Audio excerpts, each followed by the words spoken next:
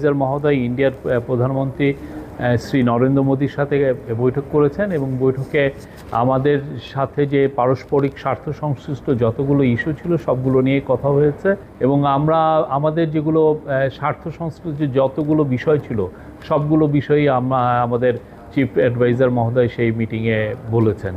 যেমন শেখ হাসিনার প্রত্যর্পণ বিষয়ে কথা হয়েছে, শেখ হাসিনা যে ওইখানে বসে অনেক ধরনের ইনসেন্ডিয়ারি কমেন্ট করছেন সেগুলোর বিষয়ে কথা হচ্ছে।